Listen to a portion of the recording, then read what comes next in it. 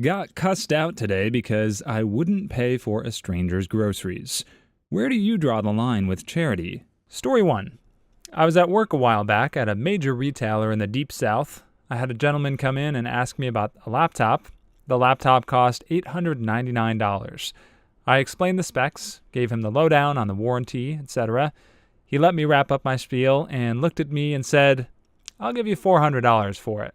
This happens a lot, so I patiently informed him that this was impossible for me to do, and I do not designate prices. He looked at me and said, "Well, you just lost yourself a computer sale," and left. I wish it ended there.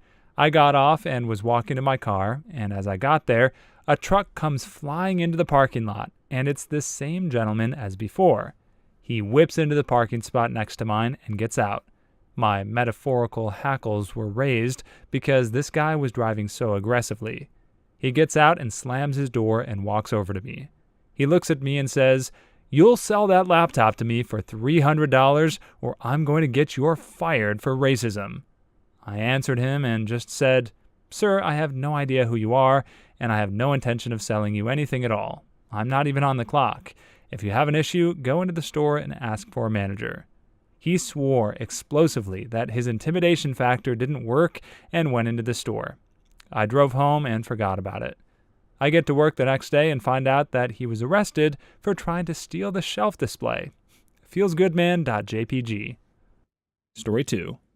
In senior year, I was in an English elective where we made t-shirts to sell to the rest of the school. We were supposed to go around and collect money for the shirts before they were ordered, and we'd ask people that we knew if they wanted one. This one girl got really into it and ended up getting about 15 people to pony up the $10 for the shirt. Not many people really tried to sell, to be honest. Then 3 days before the money was due to be collected, someone stole her backpack, which had all the money and names of the people who ordered the shirts. Getting their names was the easy part. The hard part was getting back the $150 to buy the shirts or return to the people. In the end, she was only able to get about $70 to the teacher, who was going to open up her own wallet to pay the remaining $80. Instead, after class, I walked up to the teacher and handed her a $100 bill. I asked for her not to tell anyone. Naturally, the next day she told everyone, but at least left my name out. I ended up getting $60 back because the teacher insisted on paying half of the remainder herself. It was the most charitable thing I've done to date, and I still remember the look on the girl's face when she heard that someone offered to donate the remainder for her. Story 3. When I was living in France a few years ago, my roommate and I went to the grocery store to buy food. The budget was tight, so we ended up going to one of those really cheap supermarkets, the kind of place where they don't even have shelves, just pallets on the floor. We leave the store with the shopping cart, and then this small group of gypsy women immediately pounce on us, begging for food for their hungry kids, blah, blah, blah. We decided to give them the benefit of the doubt and offer them a few things out of our cart. They take it, but then start grabbing at other crap as well, just freaking helping themselves. I literally had to start slapping hands, like a mom guarding her cookie dough, if you can imagine your mom guarding cookie dough from a bunch of gypsies. Anyways, after a lot of screaming and yelling in my less than fluent French, they wander off with the few things we gave them and pop the trunk of their mid-2000s Mercedes parked a few feet away and shove the food in there amidst a pile of food that they already had. Like the trunk was packed. They then proceeded to gang up on the next people to come out of the supermarket. This was early in my stay in France, before I learned that gypsies really suck. Depending on which parts of France you visit, or Europe in general, there seemed to be a heavy concentration of people trying to scam tourists like this. Of course, you've got your standard pickpocketers in Paris, and those annoying street vendors that are just shoving flowers in your face trying to sell them to you while you're just trying to eat your meal at a restaurant. But there's also people like this OP described that really try to play it up that they're in need, when really this is their full-time hustle. France! Story 4. I was getting a prescription one night from Walgreens. I work late, and this was a 24-hour one, so I usually bustle inside around midnight after work and try not to talk to the people hanging around outside. An old skinny guy was sitting on the sidewalk, homeless, and on my way out, he calls to me and says he's hungry. So hungry he just wanted to eat. But the only thing open was McDonald's and just the drive-thru. He didn't have a car. I don't know why, but I asked him what he wanted, and he said a Big Mac with no lettuce and a Coke with no ice. I told him I'd get it for him. Surprisingly, he tried to hand me a ton of change for my trouble, which I refused. I wasn't going to give him a ride, I just went and got it and came back, since Mickey D's was right across the road. When I came back and handed him a bag of food, having gotten a few bottles of water for him too, he didn't say, "God bless you," or anything, I feel homeless people usually try to say. He just said, "I didn't think you would come back." And he had tears in his eyes. Then he wished me a good night and sat down to eat. No regrets. Story 5. When I worked up in northern British Columbia, there was a lady I was constantly helping out because of severe domestic violence issues. Anywho, a few years pass and I successfully get the guy on the conditions to not enter the province, and I get called to her house because he phoned her up, which was a breach of his conditions. She starts crying because he refused to give her the money he owes her, and she has to choose between food and rent, and that she felt like she might have to go back with him for the money and recant on the stand. This is common in cases of domestic abuse, and she was so injured from his last attack that she couldn't work, and she was in a 12-step program for alcoholism. Knowing her as well as I did, I took her statement, gave her a hug, and left. Right after my shift was done, I went to Save On Foods, got her groceries, and delivered them to her house. We did a puzzle until she stopped crying. She successfully testified against him and gave a statement about an aggravated assault in which he almost ended her life a month later. Story 6. I was checking out of a Walgreens, and a man with a lot of what looked like skin cancer approached the register. He asked the manager if he was a veteran. The manager was, so he asked to speak privately with him. I couldn't hear much, but he was asking for money. Manager turns him down as I'm walking out of the store. Man tracks me down on my way to the car and gives me a sob story about being a war veteran with skin cancer and he needs money to get to the VA. I asked him for proof that he was a veteran. He didn't have any, of course, so I said I could not help him. After pressing me for money aggressively, he started cursing at me, rolled his eyes, and walked away. I posted this a while ago, and an actual veteran advised me that they carry some special form on them at all times. He said it's more important than a birth certificate to them. I can't believe a guy has the audacity to witch me out when he's the one impersonating a veteran for money. Story 7. A while back, after I lost my job, I was starving and went to the grocery store for just a few cheap things to last me a couple of days. At the register, my card got denied. I apologized to the cashier and tried not to seem upset because I could have sworn I had a few dollars in the bank. The woman in line behind me told me to grab the food and that she'd pay for it. I thanked her, and she replied, "You look like someone who would do the same if you could, and I hope that one day you will." Amazed by her kindness and how good it made me feel for a stranger to help me out while I was at my lowest, I promised myself I'd do the same. Once I got a new job, I was leaving work one day, and an older man in a wheelchair asked if I had any money for food. We were outside a sandwich shop, and I offered to go in and buy him whatever he'd like to eat. He told me to frick off and rolled away into the night. Story 8. I remember about 10 years ago, I had just moved to a new city for college, and I was definitely a starving student. I had a budget of $40 a week for food and transportation, and that was it. Anyway, one evening I'm walking from class to the bus stop, and I see a kid sitting in an alcove begging passersby for money. A few things: he had a nice bike, new shoes, I had neither, and expensive sunglasses. So he sees me and asks if I have some spare change. Feeling charitable, I reach into my wallet and I see that I have $22, 2 singles and a 20. I take out the 2 singles and pass them to him, and he says, "Oh, you aren't giving me the 20? At which point I took the 2 singles back, stuck them in my wallet, pocketed it, and walked off, while this moochy butthole says something akin to, "Come on, that's not cool. Can I please have the $2? Beggars can't be choosers has never felt more appropriate. Story 9.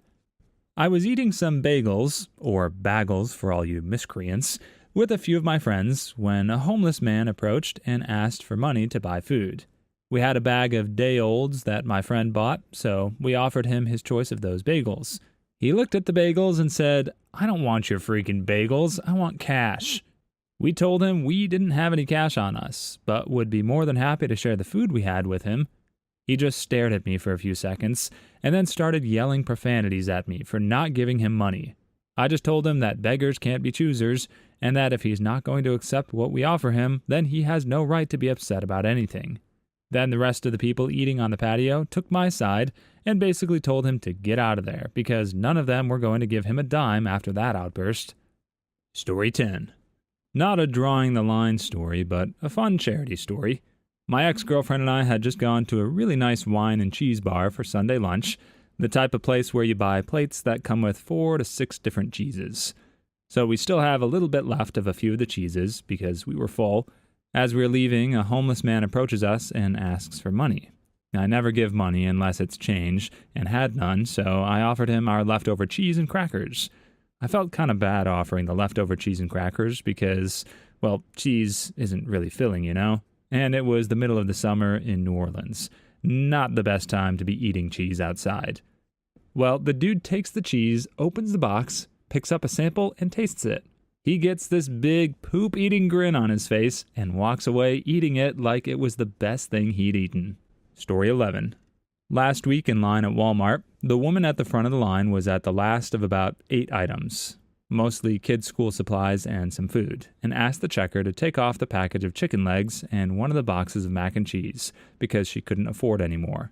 The man in line in front of me works for Redbox. I know this because he was wearing a Redbox uniform shirt, and said to the checker, "Just leave them on, I'll pay for that," and handed the checker a $10 bill.